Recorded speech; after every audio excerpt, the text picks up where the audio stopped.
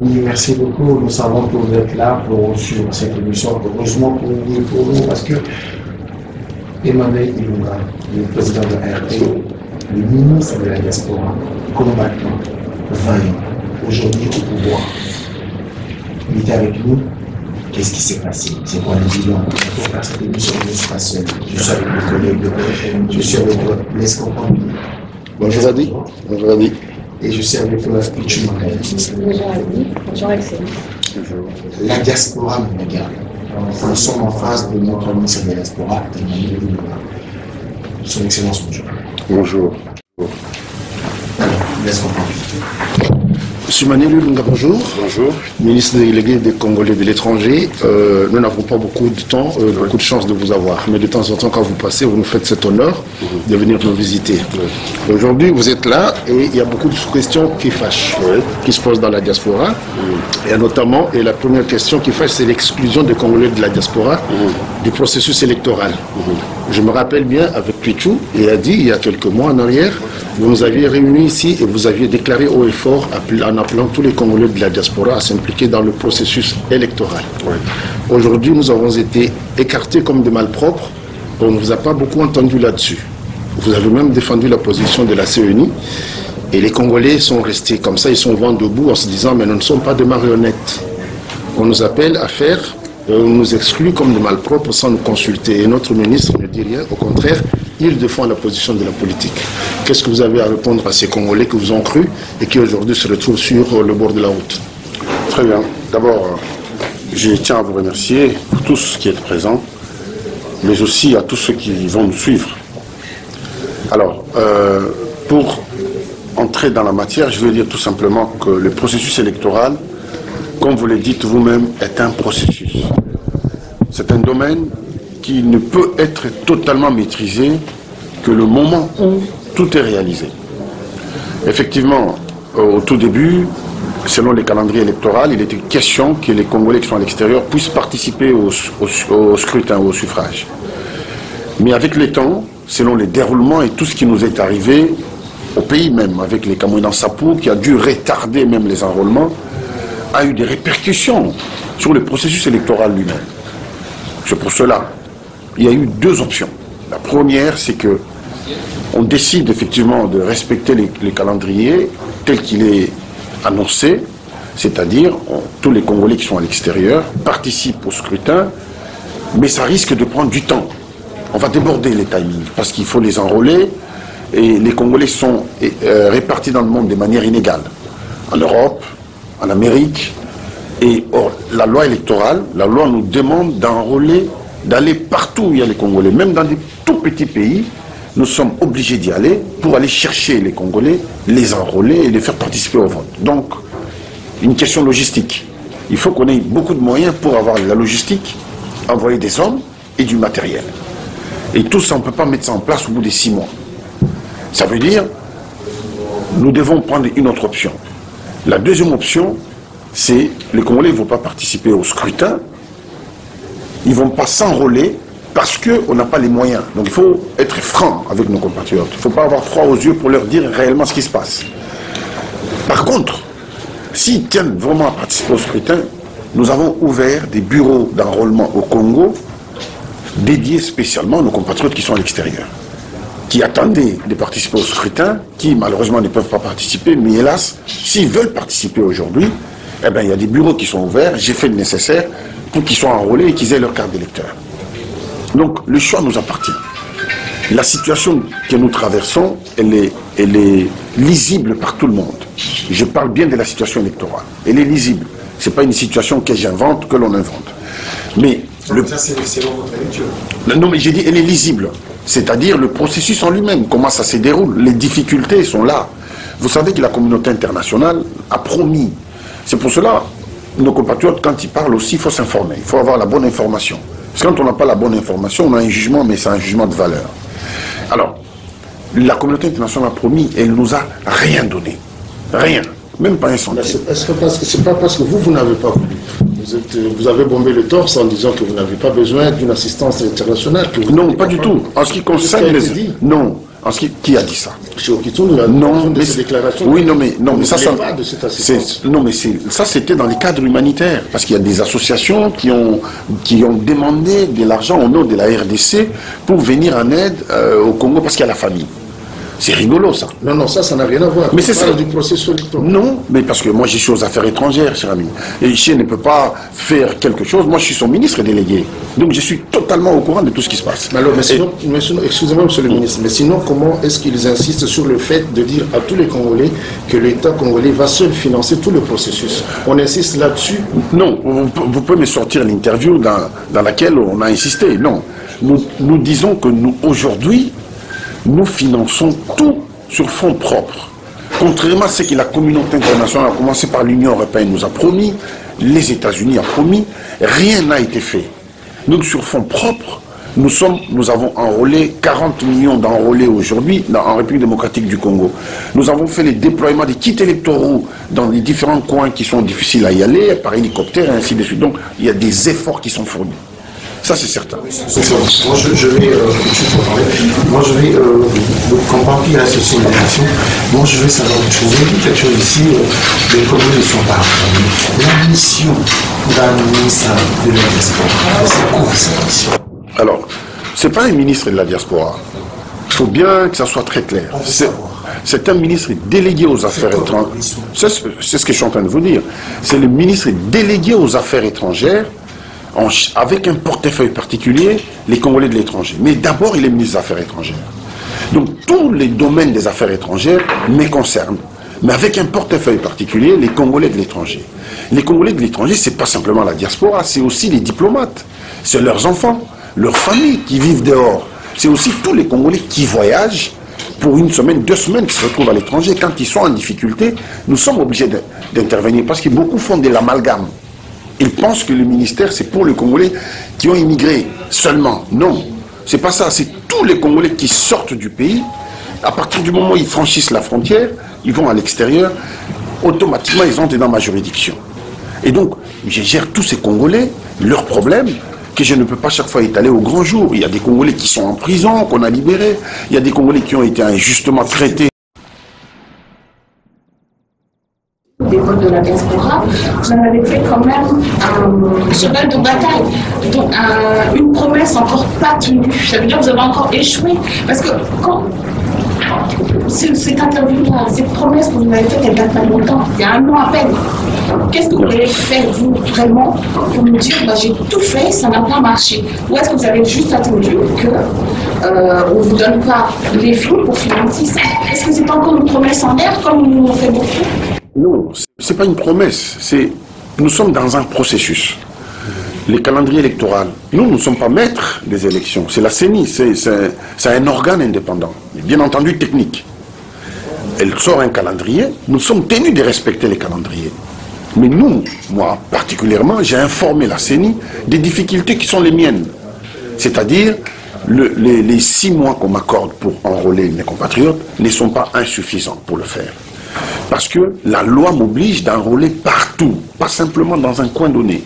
C'est au Rwanda, au Burundi, Tanzanie, dans tous les pays, les 170 ou 180 pays du monde. L'année dernière, quand vous avez fait cette promesse, oui. vous supposez quand même que les élections allaient avoir lieu en décembre. Donc vous êtes bien sûr. Au courant. Vous faites quand même, avant de faire une promesse, vous faites quand même une étude. Bien entendu, on fait une étude parce qu'il était question qu'on saisisse le Parlement en temps voulu pour avoir un moratoire de manière à cartographier le monde, pour que nous ayons la possibilité de le faire. On va cibler, mais ça on ne peut le faire qu'à travers une loi. Et donc la loi n'est pas passée, et donc ça bousculait tous les processus, comme nous on l'a imaginé. Mais malheureusement, les plus importants aujourd'hui, c'est pas forcément les Congolais de l'étranger allaient voter qu'aux élections présidentielles. Les législatives, il n'est pas prévu qu'ils votent. Donc les présidentielles, je pense que ce n'est pas... On ne va pas faire un fromage parce qu'ils n'ont pas voté aux élections présidentielles quand même. Son Excellence. Avant les affaires, et dans les affaires, Emmanuel Lumumba, combattant, vaillant. Aujourd'hui, avant le départ des affaires, même dans les affaires, qu'est-ce que la diaspora peut retenir? Qu'est-ce que Emmanuel Lumumba a fait pour nous pendant qu'il est là? Mais vous savez, le problème de nos compatriotes, quand ils parlent de la diaspora, on a l'impression que c'est un élément, un tout, qui est positionné quelque part. Ce n'est pas un tout positionné quelque part. C'est des gens qui sont répartis de manière très inégale dans le monde. Ce que je fais par exemple en île Maurice, vous n'êtes pas au courant. Ils font partie des Congolais de la diaspora. Ce que je fais en Namibie, vous n'êtes pas au courant.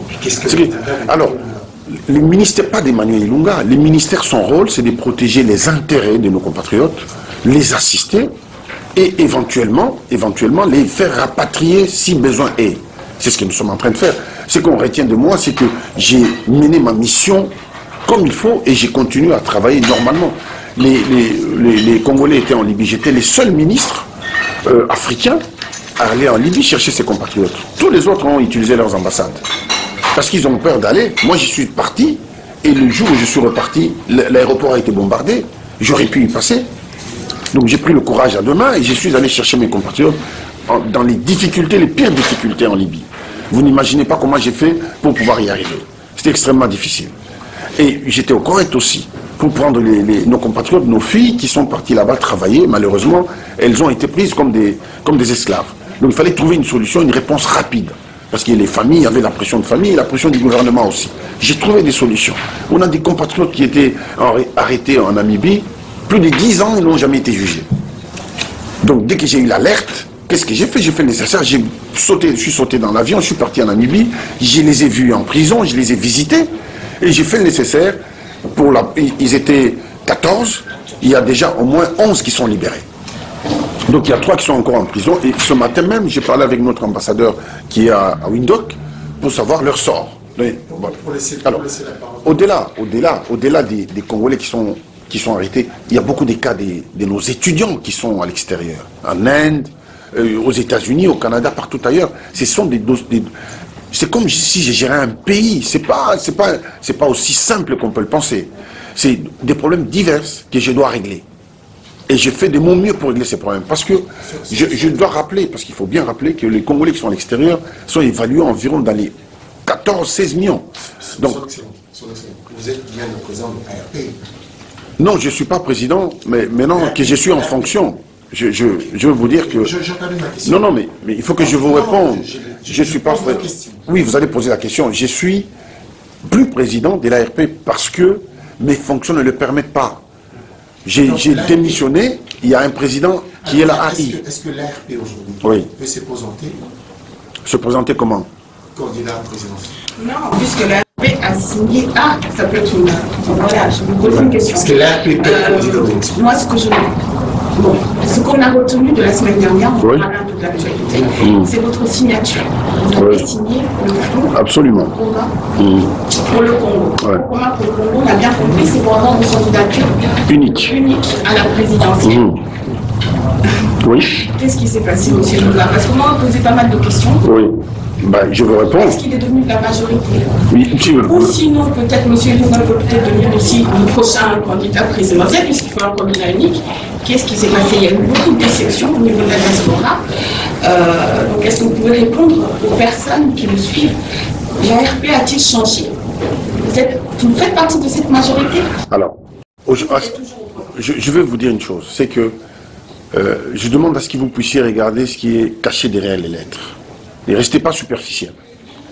Dans notre pays, nous avons plus de 900 partis. Il y a 550 quelques qui sont officiels et dans le pipeline, donc dans les traitements, il y avait encore 400 demandes. Au total, on devait avoir 900 partis politiques.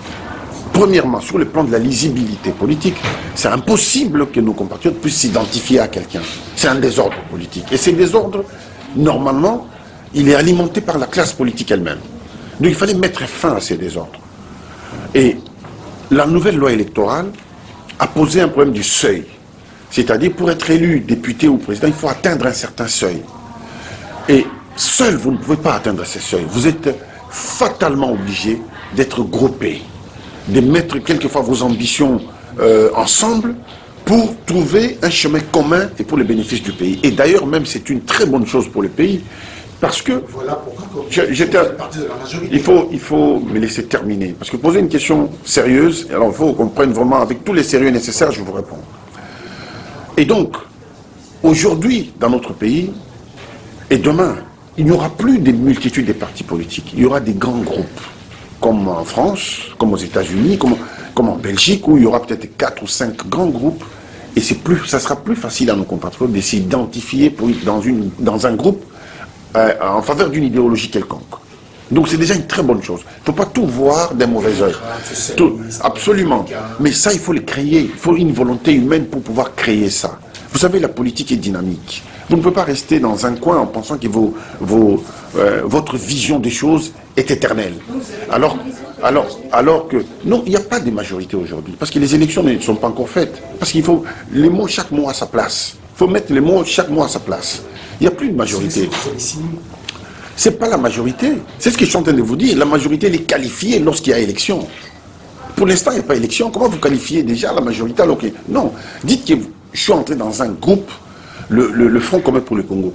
J'ai signé parce que je trouvais que ensemble, nous pouvons, je dirais, gagner. Bon, nous sommes nombreux. Il y a José Makila, il y a Lisanga Bonganga, il y a Azarias Rouberois, il y a Marie-Ange Mouchobekwa, on est nombreux, je ne suis pas seul.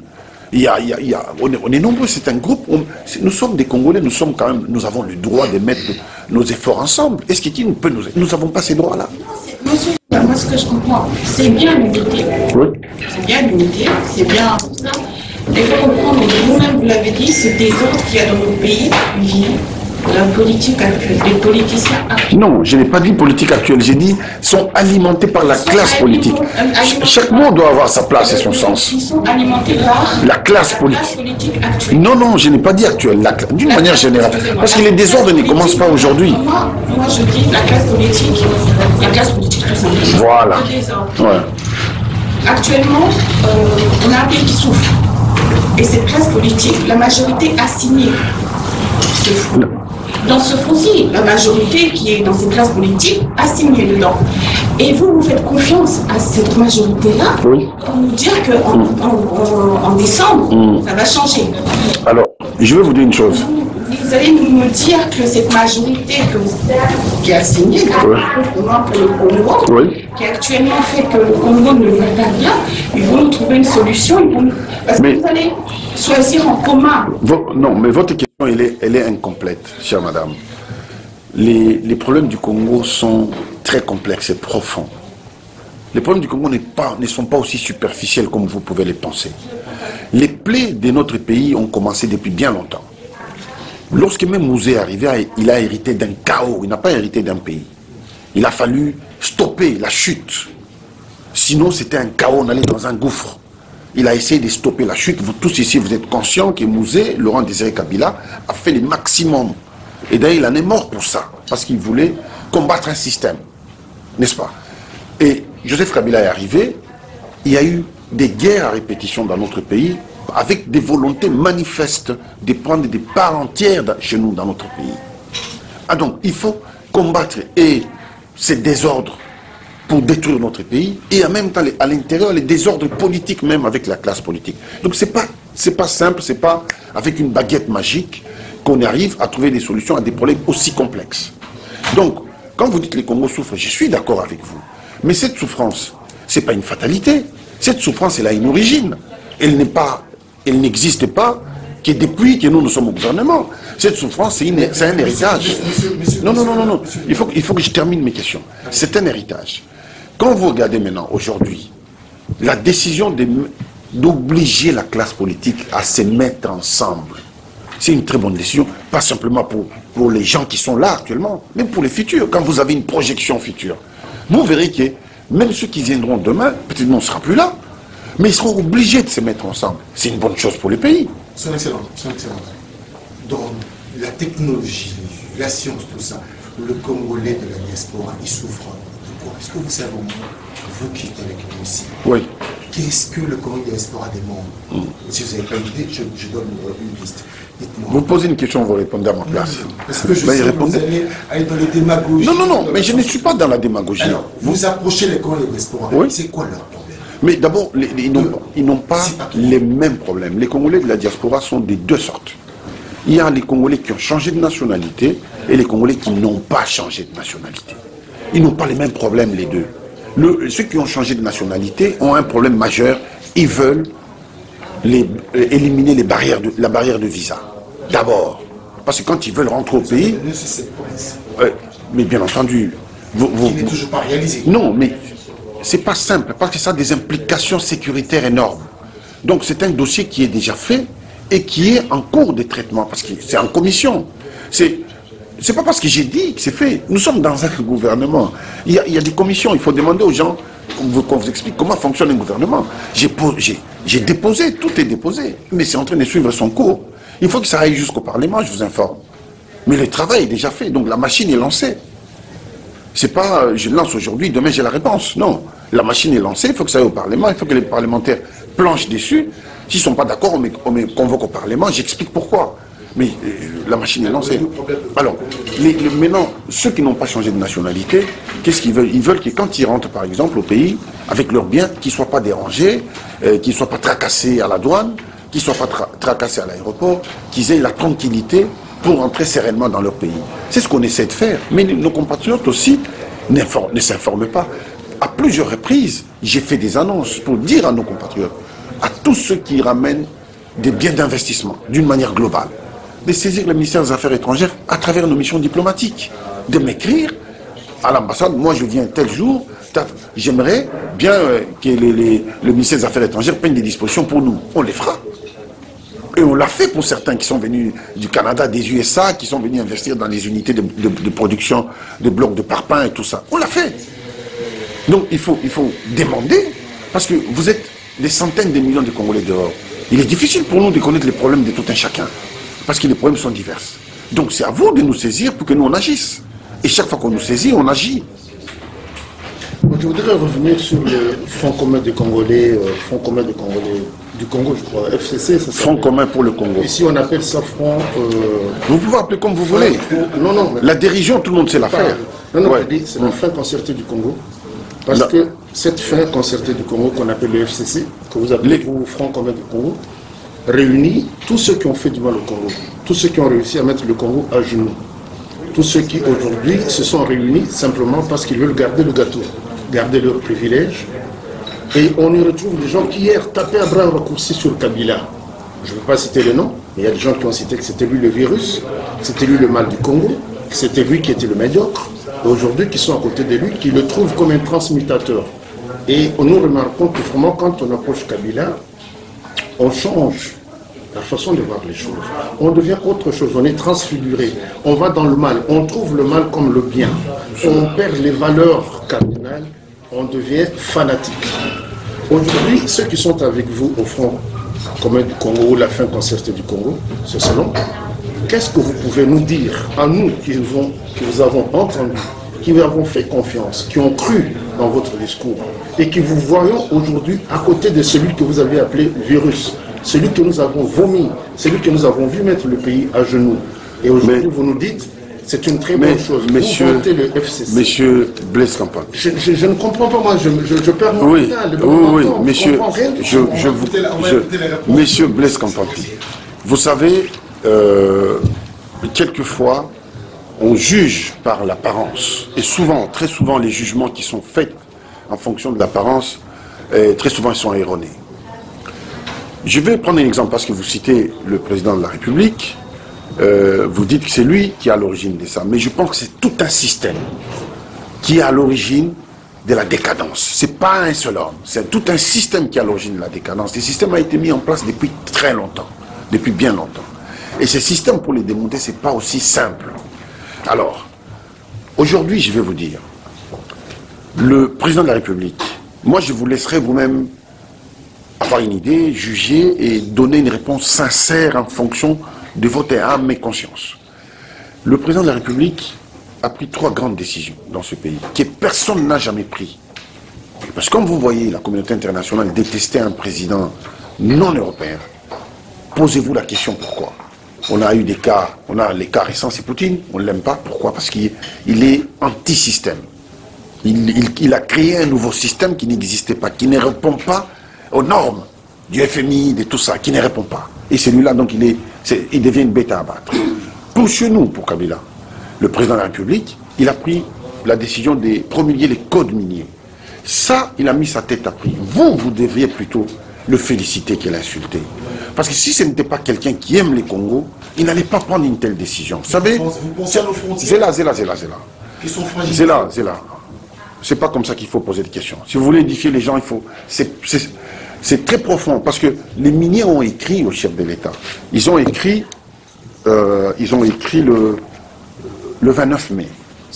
Ils ont menacé les chefs de l'État pour ce code minier. Parce que les codes miniers qu'on avait au Congo, de 2002, de l'époque de 1+4,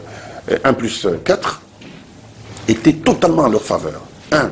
Sur 25 000 $ la tonne de cobalt, nous on avait 2 000. 23 000 parties. Aujourd'hui, la tonne de cobalt est à 90 000 $. Et ils veulent maintenir les droits acquis, comme ils les appellent. Donc, que malgré ces 90 000 $, ils veulent toujours nous reverser 2 000 $. C'est une insulte. Alors, le chef de l'État a fait promulguer un nouveau code minier qui donne avantage aux Congolais. Nous avons presque 70 à 80% des revenus par rapport à ce qu'on avait avant. Mais ça, ils ne sont pas d'accord. Je vais juste vous lire quelques passages, parce que ça, ce sont des choses que les Congolais devraient savoir. Parce que ça change leur avenir. Nous ne sommes pas éternels, mais ceux qui vont venir demain, ils vont trouver des textes qui les protègent aujourd'hui. Et celui qui a mis sa tête à prix, c'est celui qu'on insulte à longueur de journée. Je termine. Je vais... Oui, mais c'est pas comme ça. Vous êtes un intellectuel, vous savez que si vous commencez à construire aujourd'hui, vous n'allez pas dormir dans cette maison aujourd'hui. À moins que vous soyez magicien, vous avez une baguette magique. Mais au moins, vous commencez une construction, et celui qui passe, il sait que ça sera quelque chose de très beau. Et c'est comme ça qu'on construit. On ne construit pas dans la précipitation. Vous imaginez, monsieur Adilondo, c'est très important ce que je suis en train de dire. Parce que demain, c'est vous qui allez défendre ces codes miniers.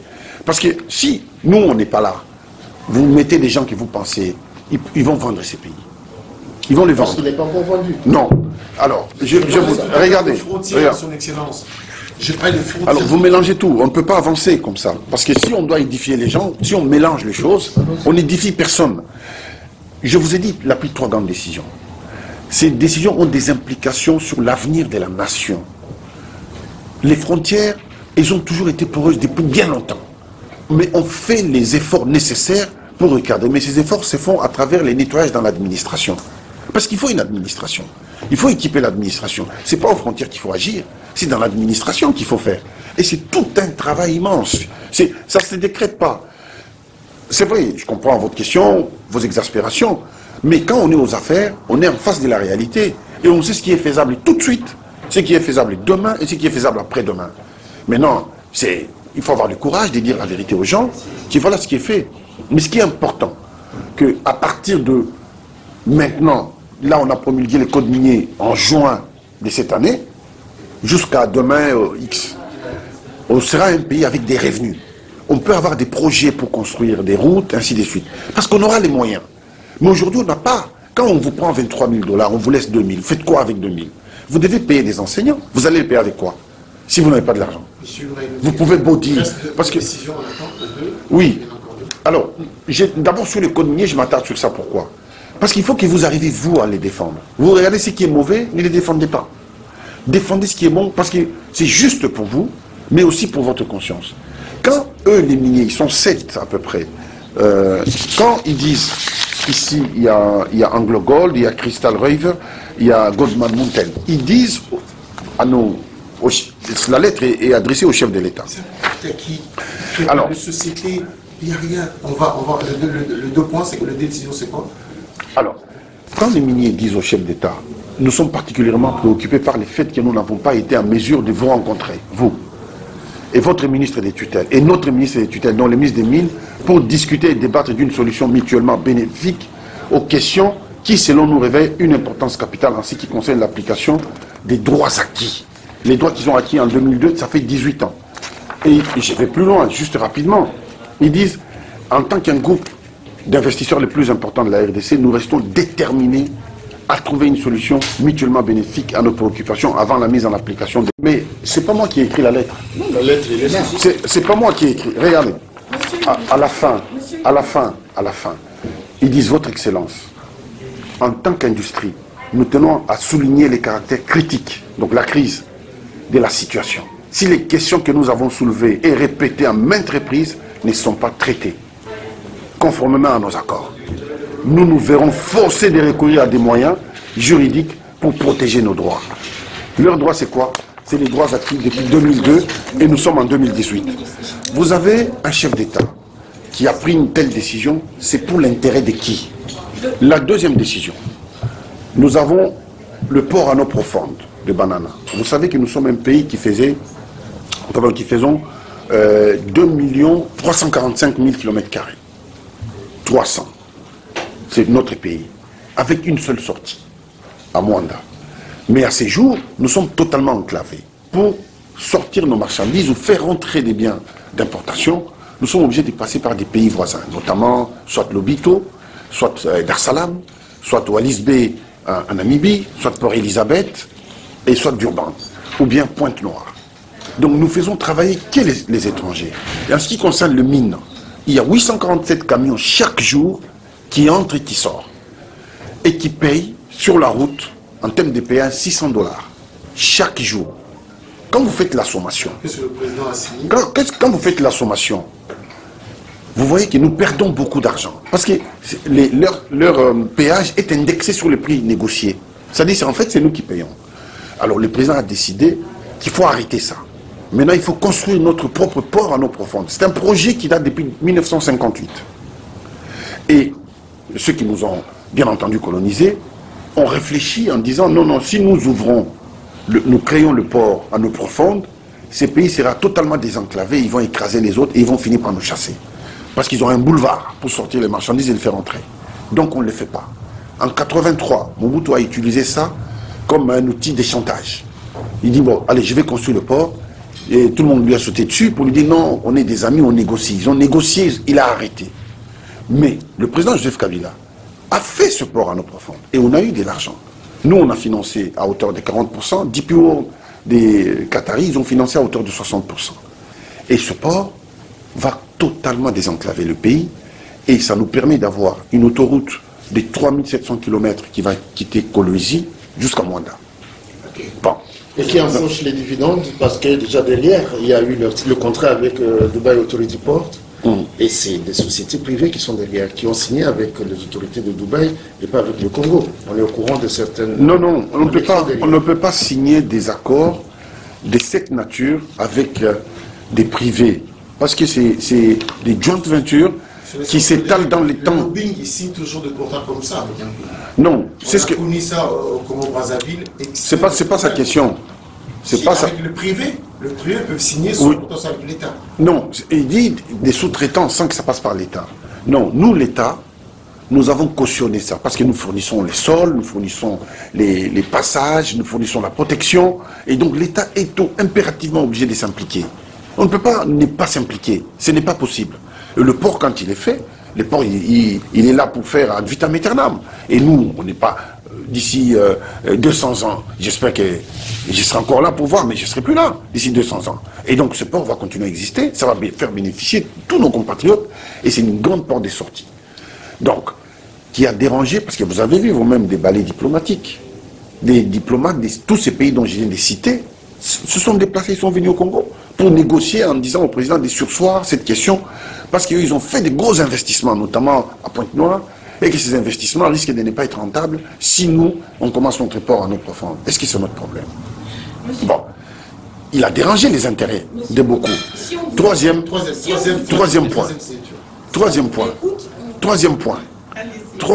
Soyez patient, souffrez de m'écouter parce que je suis en train de vous dire des choses que vous pouvez vérifier. Vous pouvez vérifier, donc je n'invente pas. Moi, parce qu'on insulte le président. Il faut que je vous dise ce qu'il fait. C'est qu'il a pris comme décision. On dénonce. Voilà. Il y a une nuance. Oui. On n'insulte pas. Alors, on dénonce. La troisième décision, c'est de faire de Kinshasa un hub aéroportuaire.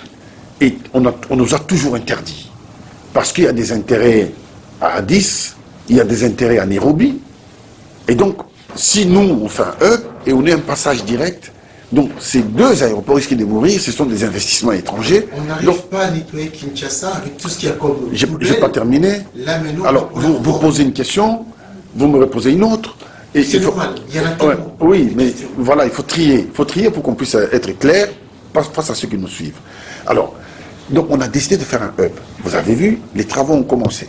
Et ça aussi, ça crée des problèmes. Parce qu'il a dérangé beaucoup d'intérêts. C'est pour ça que je vous répète, lorsque vous voyez la communauté internationale se positionner contre un chef d'État, surtout africain, réfléchissez 2 fois. Mais nous savons très bien que la communauté internationale est là pour protéger ses propres intérêts. Ou ses propres intérêts. Mais le problème dans ça, c'est que nous nous retrouvons là parce que vous nous faites un discours comme quoi le président est menacé, comme quoi... Non, c'est pas ce que j'ai dit. Un complot, alors, non, j'ai même pas dit que c'est un complot. J'ai dit, parce qu'ils ont écrit, c'est même pas un complot. Ça fait à peu près comme s'il y avait un complot de la communauté européenne qui voulait communauté internationale qui décisions s'en débarrasser. Voilà. Mais vous savez, le peuple serait derrière lui si tous les jours ce peuple voyait la différence, si tous les jours socialement notre peuple allait bien, si le peuple mangeait à sa faim, si la santé allait bien dans notre pays, si tout ça nous ne voyons pas, voyons pas, ça fait quand même... La question est voilà. À qui bénéficie tout? Oui, il y a trois projets. À qui bénéficie? Parce que vous pouvez faire ce que vous voulez. Il y a des pays qui vous ne me posez pas la question là. Il y a des pays qui n'ont pas les moyens comme la RDC. Mais ces pays-là, leur peuple, ils vivent convenablement. Nous avons les moyens depuis un certain temps, même si aujourd'hui l'État congolais touchait un petit pourcentage. Avec ce petit pourcentage, si nous avions les hommes qui aimaient ce peuple, on aurait eu une avancée sur la vie en RDC. Très bien. À qui profite toutes ces avancées parce que le peuple ne le voit pas. Ok. Je vous ai dit tout à l'heure que nous sommes en train de construire quelque chose. Et la construction, elle est là. Ce que je viens de dire, vous pouvez les vérifier. Je n'invente pas. On vient d'inaugurer Zongo 2. Il n'y avait rien. Le président a créé un barrage là-bas. 150 mégawatts. Ce qui n'a jamais été fait dans notre pays. On a créé un barrage Mobile qui fait 10 mégawatts depuis 52. 10 mégawatts. À part les grands Inga qui est financé par la communauté internationale. Mais sinon, on n'a jamais dans notre pays. Depuis notre histoire. C'est la première fois qu'on a un barrage de cette taille. 150 mégawatts. Donc il faut du temps pour construire. La construction prend le temps. Parce qu'on construit et les mentalités, et parce que vous savez vous-même ici que tout ce qui est détruit dans notre pays vient de loin. Parce que Ibandambo, Tikandambo, ça n'a pas commencé aujourd'hui. Motona Bongissa, ça n'a pas commencé aujourd'hui. Alors, lorsque les mentalités sont détruites à ce point, pour les construire, lorsque les mentalités sont détruites à ce point, pour les construire, c'est tout un processus qu'il faut mettre en place. C'est ce qu'on essaie de faire. Mais quand on parle, excusez-moi, dites juste une petite minute. On ne peut pas faire confiance facilement à quelqu'un qui a déjà montré des prémices qui ne promettent pas. Madame l'a relevé tout à l'heure, puis tu l'as bien dit.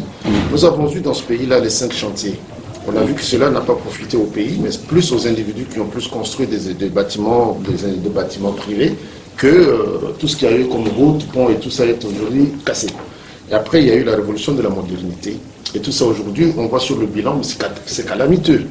Bon, maintenant, vous parlez des 3 grandes décisions du chef de l'État. Qu'est-ce qui peut nous faire croire aujourd'hui qu'effectivement cela pourra être bénéfique à la population quand on sait qu'il y a des amis qui s'en mettent plein les poches. On garde un type comme Albert Yuma à la Tchékamine, il est en train de brader tout le patrimoine minier. On garde notre ministre comme Koko Nyangi qui vend tout le patrimoine minier immobilier de l'État dans l'impunité totale. Comment peut-on faire confiance que ces 3 grandes décisions seront bénéfiques à l'État congolais? Parce que nous avons les exemples qui pullulent. Voilà pourquoi nous sommes inquiets. Alors, vous savez, dans la dernière interview du chef de l'État, on lui a demandé quels sont ses regrets les plus profonds. Il a dit, je n'ai pas réussi à changer la mentalité de l'homme congolais.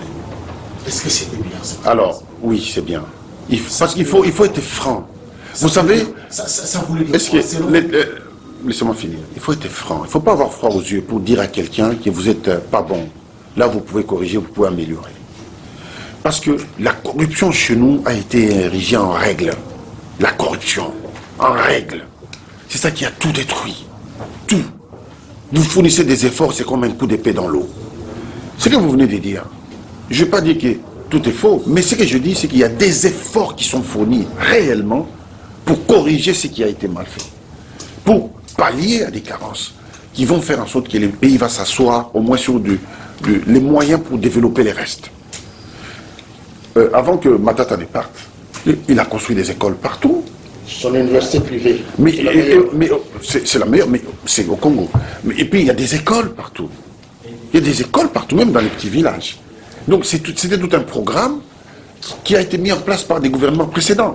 Donc il y a des efforts qui sont... Vous ne pouvez pas me dire aujourd'hui qu'il n'y a aucun effort qui est fourni. Là c'est faux, c'est pas de la bonne foi.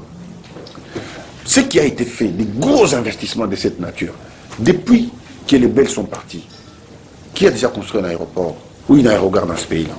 Personne. Alors nous allons commencer. Je prends, qui a déjà construit un barrage hydroélectrique? Personne. C'est dans le même pays. Qui a déjà construit une route, ne serait-ce que 5 mètres? Personne. Qui est censé faire ça? Non, mais non, parce que vous dites, nous on n'a rien fait. Mais moi je vous dis, si maintenant on compare, parce qu'aujourd'hui, moi je suis au gouvernement, il faut comparer. Qui est censé le faire? Non. Au XXIe siècle, aujourd'hui le Congo n'a pas d'eau et n'a pas de courant d'électricité. Non. Monsieur a dit, je viens de vous dire que nous avons fait un barrage hydroélectrique de 150 mégawatts. Le barrage a commencé depuis 2012, c'est pas en clair, ça fait presque 4 ans que le barrage est en construction et on l'a inauguré et il est en marche. Maintenant, on est en train de faire des pylônes pour les transports de l'électricité, pour éclairer tout Kinshasa et 50 mégawatts pour alimenter le Kassa et une partie du Katanga. Nous allons chuter. Si. Moi, Pichou, Blaise Compaoré, je pense que si on peut avoir une question pour finir. Je vais rappeler que Afro News, avec Blaise Compaoré, qui dit en toute franchise, Emmanuel Ilunga à la barre. Ça, c'est pas mon écriture, c'est pas mon programme, c'est Blaise Compaoré qui le dit. Et en affiche, c'est Son Excellence Emmanuel Ilunga. Je ne sais pas ce qui va se passer ici. Ne ratez pas notre magazine Afro News avec Blaise Compaoré. Vas-y. Moi j'ai une question à poser. Il y a peu de temps, j'ai regardé une émission, un débat, où on parlait d'un futur dauphin. D'un futur dauphin que M. Kabila va sûrement va se représenter. Il va sûrement nous ramener un dauphin comme Poutine avait fait. Donc, qu'est-ce que vous pouvez nous dire sur ça? Mais écoutez, nous sommes dans une vie politique où chacun a des ambitions et collectives et individuelles personnelles. Et ça, on peut l'interdire à personne. À partir du moment où les textes sont là et que chacun essaie de respecter les textes ou les respecte, je n'y vois pas d'inconvénient. Mais ce dauphin sera voté par le Front commun. Nous allons, au Front commun, effectivement, nous avons notre charte, c'est la solidarité. Et nous voulons avoir un seul candidat pour éviter justement la cacophonie. Nous allons soutenir un seul candidat aux élections présidentielles. Mais aux élections législatives, chaque groupe aura un nombre de candidats qu'il va présenter dans les circonscriptions dans lesquelles il pense qu'il peut gagner. Merci beaucoup. Blaise Compaoré. Mais moi j'ai peur, pour terminer, j'ai peur que le slogan du Front commun pour le Congo soit la solidarité dans la médiocrité. Parce que Kokonyangi, qui est secrétaire général adjoint de la majorité présidentielle, a dit que le FCC allait soutenir le candidat que Kabila allait présenter, même lui-même, alors que la Constitution le lui interdit. Non. Vous êtes aujourd'hui membre du FCC, du Front commun pour le Congo, où, selon ça se dit, allez-vous soutenir le candidat que Kabila va présenter, même lui-même, oui ou non, aux prochaines élections? Vous savez, cette question, elle revient en permanence.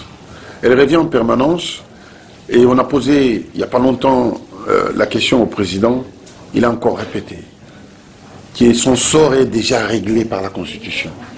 Il ne peut pas dire plus, il ne peut pas dire mieux. Et les élections vont arriver, c'est dans moins de 6 mois, on aura des élections. S'il y a, nous, au Front commun pour le Congo, nous disons que nous allons avoir un seul candidat que nous allons soutenir à la présidentielle. Bon. Donc, nous attendons pour avoir les candidats. Il y aura peut-être 5, 6 ou 7 noms qui vont sortir, voire même 8. À ce moment-là, au sein même de notre organisation, nous allons faire le choix. Il n'y aura pas un candidat en disant, lui, c'est lui les candidats, tiens, soyez derrière. Non, il y aura peut-être 5, 6 noms. Ce sont des questions auxquelles nous avons déjà discuté. Et les 5, 6 noms, nous allons peut-être faire des votes en interne pour pouvoir trier et choisir un seul candidat qui va nous représenter aux élections présidentielles. Merci beaucoup. Oui, mais bien sûr, le parti auquel je suis membre présente des candidats. Déjà au municipal, nous avons 37 candidats dans différentes circonscriptions que nous avons déjà présentés, les listes sont déposées. Là, au national, nous espérons déposer une trentaine et on espère avoir au moins 25 élus. Vous êtes moins arrogant que vos collègues qui sont de mon patas et qui distribuent les billets partout. Dans l'arrogance, finga. Non, moi je n'insulte pas. Je ne peux pas. D'abord, vous êtes mes compatriotes. Et au-delà que vous soyez mes compatriotes, vous êtes mes frères et sœurs. Donc je ne peux pas me permettre de faire ça. L'actualité politique ne fait pas de nous des ennemis. Ça peut faire de nous des adversaires. On ne peut pas être d'accord sur ça, mais il y a le point fondamental, c'est la patrie qui nous unit ensemble. Et dans cette divergence d'idées, c'est ça qui fait que notre pays avance. Parce qu'ici, nous tous, nous avons un seul point de vue, on n'avancera pas. Et c'est de cette contradiction qui est née les lumières que nous sommes en train de voir, la pression et la contre-pression qui fait qu'on avance. Mais en tout cas, moi, pour ma part, je pense que mon travail, je le fais bien. J'essaie d'être le plus proche possible de mes compatriotes et de répondre. Des fois, moi-même, au téléphone, on m'appelle de l'Australie, de partout. Et je réponds moi-même au téléphone et j'essaie de trouver des solutions à nos compatriotes qui sont en difficulté. Merci beaucoup. On ne va pas encore aller plus loin. Pour ne pas parler du passeport, comment les gens galèrent et payent pour les passeports, c'est pas une question, c'est juste une information. Le mot de la fin, ça peut être quoi? Je ne vais pas parler de passeport. Hein. Non, mais vous en avez parlé. Vous savez les tournures, je sais le faire. Je vais vous expliquer. Les problèmes de passeport, nos passeports à nous, avant, on pouvait les falsifier. Et donc ça rendait un très mauvais service aux Congolais, parce que n'importe qui pouvait voyager avec les passeports congolais. Je vous donne un exemple tout simple. J'étais en Zambie. On m'envoie une note d'urgence par l'ambassadeur. Il dit il y a 157 Congolais qu'on a amenés en prison. Alors là, il y a quelque chose qui ne va pas. Il faut une alerte. Donc on me dit, il faut vous dépêcher, allez voir. J'arrive à la prison centrale de Lusaka. J'étais avec le ministre des Affaires étrangères zambien. Je demande, on me sort tous les Congolais. Les 157. J'étais avec les agents de la DGM, identification. On en a trouvé qu'il y a 17. Tous les restes, avec des anciens passeports. C'était des Ghanéens, d'autres nationalités. Ça n'a rien à voir avec les Congos. Rien à voir. Il y en avait qu'il y a 17. Vous voyez? Donc nos passeports circulaient comme ça dans les mains de n'importe qui. Et ça pénalisait tous nos compatriotes qui sont de bonne foi, qui sont sincères. Il a fallu changer. C'est comme ça qu'on a imposé ces passeports biométriques et qui n'est fabriqué qu'à un seul endroit, à Kinshasa, aux affaires étrangères. La difficulté, elle est là. Effectivement, cette difficulté, elle est aussi bénéfique d'un côté, parce que notre passeport, quand vous l'avez, n'importe quelle immigration dans le monde, c'est que vous l'avez, vous êtes seul à l'avoir. Et parce que les diplomates qui sont au Congo font des rapports dans leurs pays respectifs. Et ils voient les difficultés. Quelquefois, c'est eux-mêmes qui nous contactent pour des régularisations dans leur pays, en disant, mais sortez, il y a une procédure. Effectivement, c'est un peu long. C'est un peu long. Je vais rassurer, parce qu'il y a beaucoup de gens qui souffrent pour les problèmes de passeport. C'est vrai que c'est un peu long. Et nous allons faire des efforts pour corriger et raccourcir le délai. Pourquoi le consulat d'Anvers était fermé justement? Parce que j'ai eu beaucoup d'appels, moi, en me disant Très bien. que des gens peuvent quand même payer. Très bien. Je voulais rebondir là-dessus.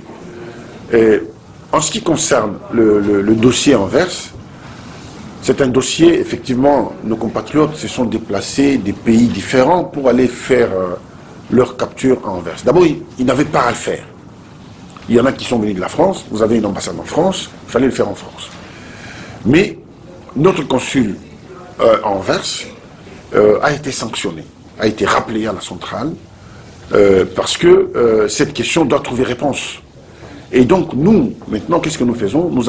J'ai demandé de rapatrier toutes les données biométriques de nos compatriotes. Ces données sont en train d'arriver, par vague. Et nous allons à la centrale, donc aux affaires étrangères. J'ai demandé déjà à Semlex, donc la société qui fabrique les passeports, de sortir les passeports de tous ces requérants qui auront leur passeport d'ici maximum, au grand maximum, 1 mois et demi, 2 mois, ils auront tous leur passeport. Et à travers les ambassades, on fera un communiqué, ils iront chercher soit à l'ambassade à Bruxelles, soit ici à Paris. Mais je suis en train de travailler, de faire le nécessaire pour répondre justement à cette question. Mais désolé pour l'État, pour ces désagréments. C'est des désagréments qui est aussi causé par les Congolais eux-mêmes dans leur manière de faire. Voilà. Parce qu'ils n'aiment pas respecter les règles, ils aiment court-circuiter les règles. Ce passeport est devenu tellement important et précieux qu'on le propose à un prisonnier qui vient de sortir et qu'on le refuse à celui qui l'avait demandé avant. Jean-Pierre Bemba a eu la proposition pour un passeport, Moïse Katumbi ne peut toujours pas l'avoir. Pourquoi ce deux poids, deux mesures? Alors, je ne veux pas rentrer dans les détails du dossier. Vous savez, je suis parmi les ministres qui ont travaillé sur cette question parce que je suis aux affaires étrangères. Donc ce sont des dossiers qui n'échappent pas à ma vigilance. Alors, Jean-Pierre m'a fait une demande. Il est sénateur. Au Congo, il n'a pas de problème de justice. Et donc, on a décidé de lui accorder le passeport diplomatique, effectivement. J'ai instruit la semaine dernière, avant que je ne voyage, sur bien entendu l'instruction de mon responsable aussi, donc chez Okitundu, qui m'a demandé de faire le nécessaire pour que le sénateur Jean-Pierre Bemba, qu'on puisse lui accorder son passeport diplomatique. C'est fait déjà. Donc, et puis qu'il soit accueilli avec les us et coutumes, compte tenu de son rang des sénateurs. Donc, c'est fait. En ce qui concerne Moïse Katumbi, moi je ne réponds pas comme ça parce que la question elle est longue et la réponse est longue. Il y a des détails que je ne peux pas dire comme ça en public, malheureusement. Mais simplement, pour l'instant c'est comme ça. Merci beaucoup. Je pense que l'autre côté des affaires, je laisserai à mon confrère Roger Moussangi. On a entendu que Roger Moussangi, on a pour une émission, on a entendu qu'Emmanuel Lunga devait normalement installer une banque ici pour la diaspora. Ce n'est pas une question, vous avez dit ça avec Roger Moussangi. Ce n'est pas une question.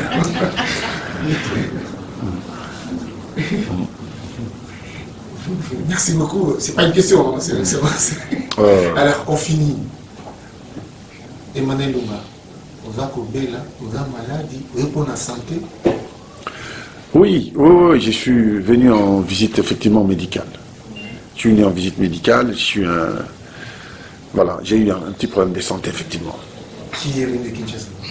Non, je suis un être humain. Le corps humain a ses caprices. Hein. Donc je suis venu pour ça. Tu me provoques. C'est quand même, Kabila est là depuis 2001. On est en 2018. Vous avez des problèmes de santé, vous venez toujours faire soigner à l'extérieur. Il y a eu l'hôpital du Centenaire, 100 millions investis. Ça me froisse quand même, Excellence. Oui. Excusez-moi, Monsieur le ministre. Oui, mais moi, c'est des choses qui me froissent. Non, il ne faut pas que ça vous froisse. Il faut, bien au contraire, que ça vous interroge. Et nous n'avons pas encore la technologie au niveau des Européens, surtout la technologie en termes dans les domaines médicaux. Parce qu'il y a des problèmes de santé qui nécessitent des appareils très spécialisés. Et non seulement des appareils, mais aussi les hommes, les équipes techniques spécialisées pour manier ces appareils. Nous n'avons pas encore pour le moment. Il faut dire les choses telles qu'elles sont. Le dernier bachelier avant-hier a eu son diplôme d'État avec 87% de points. Il avait à peine 2 phrases de français correctes dans sa bouche. Vous pensez qu'avec ce genre d'éducation et tout ça, bon bref, je m'arrête là, tu me coupes la parole pour je te la redonne. On finit par ceci. Qu'est-ce que nous devons retenir? Emmanuel Lunga est malade? Non, je ne suis pas malade, c'est juste un petit problème. Non, pas du tout. Je ne suis pas malade. Je suis en très bonne santé, mais j'ai eu un petit problème comme ça de parcours qui est résolu. Okay. Le mot de la fin, ça serait quoi? Alors, moi je m'adresse à mes compatriotes. Je vais dire, vous savez, la critique est aisée, c'est l'art qui est difficile. Je voudrais que le jugement que chaque Congolais doit porter sur les actions que nous sommes en train de mener soit un jugement sincère, qu'il le fasse en âme et conscience. Il y a un système je dirais, d'asservissement qui a été mis en place depuis bien longtemps. Et ce système a été aussi alimenté par nous-mêmes. Aujourd'hui, ce système est en train d'être totalement détruit. C'est pour cela que vous devez ouvrir les yeux et lire entre les lignes et regarder réellement depuis que nous sommes là, qu'est-ce que nous avons fait, qu'est-ce que nous n'avons pas fait. Je ne veux pas dire que tout a été fait. Il y a des choses qui nécessitent encore du travail. Mais ce que je dis, j'encourage mes compatriotes à revenir au pays. Et pour ceux qui veulent investir, bien entendu, de vous adresser à nos missions diplomatiques. De m'écrire personnellement pour que je puisse demander à ce qu'on prenne des dispositions pour vous accueillir, vous intégrer dans le pays et vous faciliter l'intégration. C'est un engagement. Merci beaucoup, Seigneur. Alors, je vous rappelle de ne pas rater, de regarder ça. Afro News, en toute franchise, Emmanuel Ilunga à la barre. Ne ratez pas, allez-y. C'est le Blaise Compaoré, toujours dans Afro News. Je dis merci à Blaise Compaoré, Merci à lui. à Kuchman Gaïa et à son excellence de m'avoir accordé ces temps. Je dis Henri, merci beaucoup. Henri, Patty, merci. Vous avez été beaucoup pour cette émission. Beauté Image, Roger Monsangi, il est là où tu es. Merci de nous avoir suivis. Continuez à suivre nos éléments. On vous dit à très bientôt. Et bye.